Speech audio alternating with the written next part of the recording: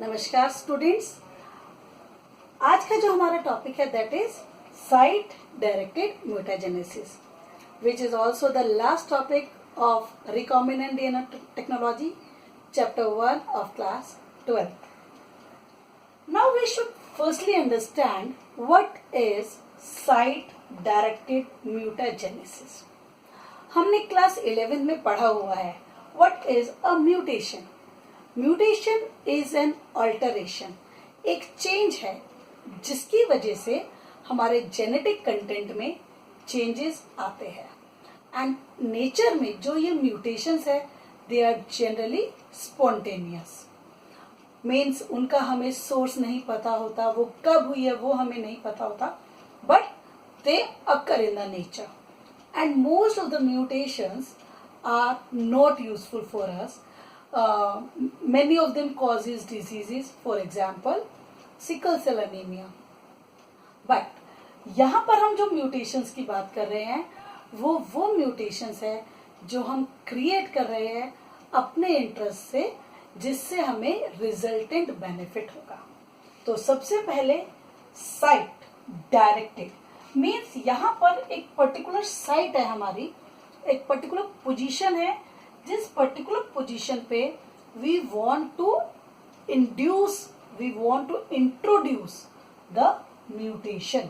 हम वहां पर अपने म्यूटेशन को इंड्यूस करना चाहते हैं. Mutagenesis means creation of the mutation. Site directed means at the particular site. So it is very specific in nature in this particular context. But question है कि इन साइट डायरेक्टेड म्यूटाजेनेसिस की mutations की हमें जरूरत क्यों पड़ी. हम जब पर्टिकुलर प्रोटीन की बात करते हैं उस प्रोटीन को और इम्प्रूव करने के लिए हम म्यूटेशंस क्रिएट करते हैं. Say with an example, there is a protein, ये पूरा एक प्रोटीन है, इसमें इस पर्टिकुलर पोजीशन पे एक न्यूक्लियोटाइड अमीनो एसिड अवेलेबल है दैट इज प्रोलीन. कौन सा अवेलेबल है? प्रोलीन अवेलेबल है. बट इस प्रोलीन की वजह से इसकी स्टेबिलिटी बहुत ज्यादा नहीं है. साइंटिस्ट ने पता किया कि ये वो प्रोटीन, ये अमीनो एसिड है जिसकी वजह से ये बहुत ज्यादा स्टेबल नहीं है. और फिर उन्होंने स्टडी किया कि इसकी जगह क्या डाला जा सकता है. देन दे इंट्रोड्यूस से ग्लाइसिन. अब ये जो प्रोटीन था ये अब हमारे लिए मोर स्टेबल है, या हम उसकी फंक्शनलिटी इंप्रूव करने के लिए इसको यूज कर सकते हैं. तो रीजन तो ये हो गया. Now how do we introduce these site directed mutations. We have studied about the M13 vector. हमने M13 vector पढ़ा था. This M13 vector जो एक फाज का टाइप था, vectors, फाजिस as vectors. अगर आपको इसकी प्रॉपर्टीज याद है तो इसका जेनेटिक मटेरियल सिंगल स्ट्रैंडेड था, और वही इसकी प्रॉपर्टी हम यूज करते हैं कि इसका originally genetic material single stranded होता है, बट when it replicates उस टाइम पे ये एक डबल स्ट्रैंडेड रेप्लिकेटिव फॉर्म बनाता है which is asymmetric in nature. asymmetric का मतलब है जो इसके अंदर सीक्वेंस ऑफ न्यूक्लियोटाइड्स है उसकी कॉम्प्लीमेंट्री हमें मिलती है, सेम नहीं मिलती. तो हम यहाँ पर एक्सप्लॉइट कर रहे हैं M13 वेक्टर को to do the site directed mutagenesis. See, this is the M13 vector. इस M13 वेक्टर में एक एग्जाम्पल है. M13 वेक्टर में ये कोई भी जीन प्रेजेंट था, वाइल्ड लाइफ उसको बोलते हैं, वाइल्ड टाइप, जो नेचुरली उसमें प्रेजेंट होता है, मीन्स हमने उसमें कोई म्यूटेशन नहीं की है. ये एक सेगमेंट है जो एक रिजल्टेंट प्रोटीन देता है, और हम चाहते हैं उस प्रोटीन को मॉडिफाई करना. By studying, we are able to know that yes, this is the particular sequence of the of the gene which we have to mutate. अब हमने इस वाइल्ड टाइप जीन को आइडेंटिफाई कर लिया और इसके अगेंस्ट, इस पर्टिकुलर सीक्वेंस के अगेंस्ट, ये जो जीन का सीक्वेंस है इसके अपोजिट, इसके अगेंस्ट हम एनील करते हैं. एनीलिंग आपने पीसीआर में वर्ड पढ़ा था. एनीलिंग क्या है? जॉइनिंग, दो चीजों का जुड़ना, अपोजिट स्ट्रैंड्स का. पीसीआर में इस तरह से पढ़ा था हमने. ये प्राइमर था, ये स्ट्रैंड था जिसके अगेंस्ट ये आके अपनी कॉम्प्लीमेंट्री बेसिस पे बाइंड करता है. हमने यहाँ पर एक oligonucleotide. What is this oligonucleotide? Oligo का मतलब होता है few. What we have taken, हमने यहाँ पर इस जीन के अगेंस्ट एक सीक्वेंस बनाई है, कॉम्प्लीमेंट्री है जो, बट जैसे एग्जांपल लेते हैं, ये नेचर में प्रेजेंट है, ये वाला जीन है. अब हम चाहते हैं कि हमारे यहाँ पर इस टी के अगेंस्ट टी की जगह जो आए वो सी आए.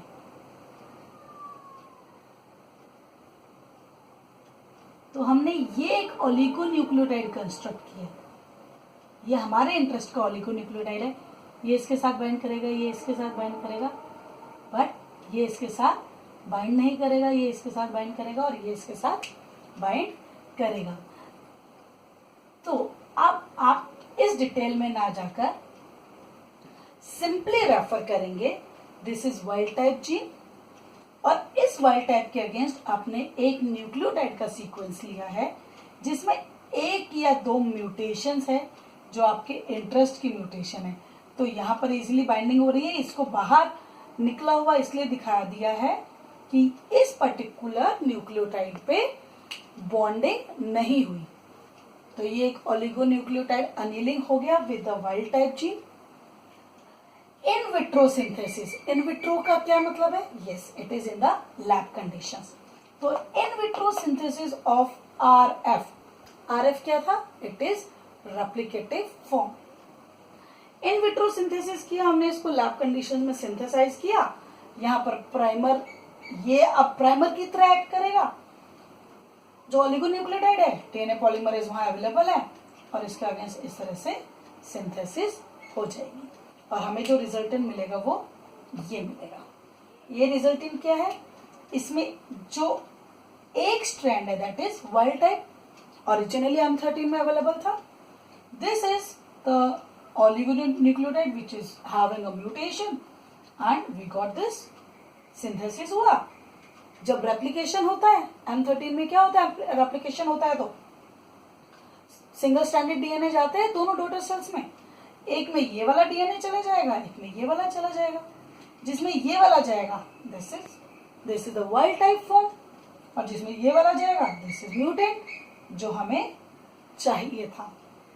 और अब हम करते क्या है, इसको इस पर्टिकुलर टाइम पर ट्रांसफॉर्म कर देते हैं. ट्रांसफॉर्मेशन क्या है?